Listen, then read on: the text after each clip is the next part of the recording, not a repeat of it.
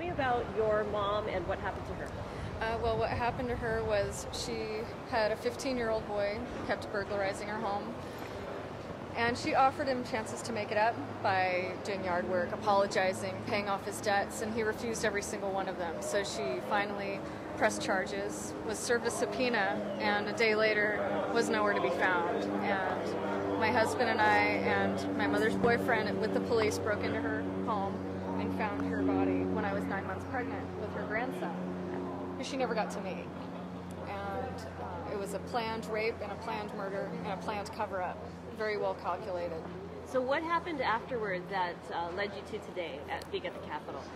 Well, we had to go through the waiver hearing just to determine how he was going to be tried. Was he going to be tried as a juvenile or as an adult? And like I said before, we thought the legal system would jump to help us immediately. We're the victim's family.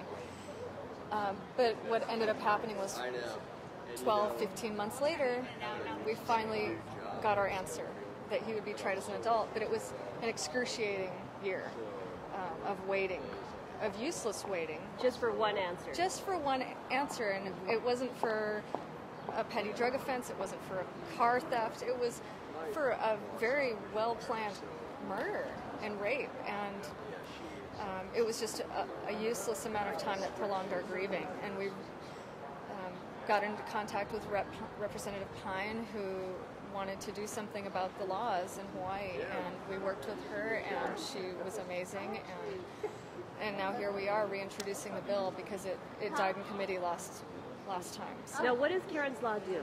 Karen's Law mandates that 15 to 17-year-olds accused of rape or murder, or not rape or murder, but for murder in the first or second degree, go automatically to adult court. You skip the waiver hearing. And some people say, well, what about mental health issues? What about things like that? Those will still be addressed in adult court. Adults have issues like mental health issues. It's not that they'll still have access to the same rights as they've always had, only as adults and not as juveniles. Right, because it's an adult crime. It's an adult crime. Mm-hmm. And so the thing we're trying to get to is that they're punished as adults. If they're found guilty, they still have the right to a trial and a hearing and evidence being presented to determine if they're guilty or not.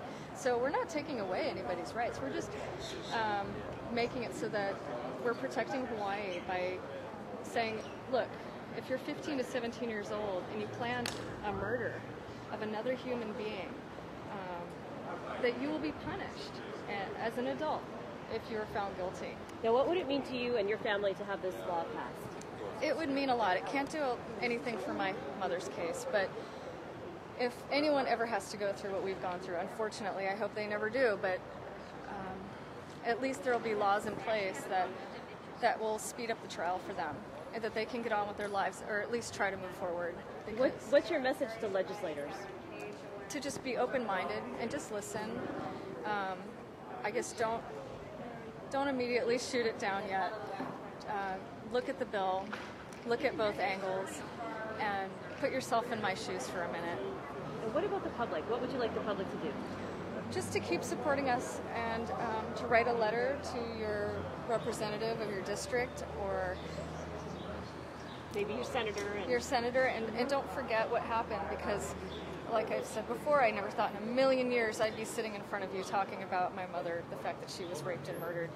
Never. So if it could happen to me, it could happen to anybody. And just remember that this could be you.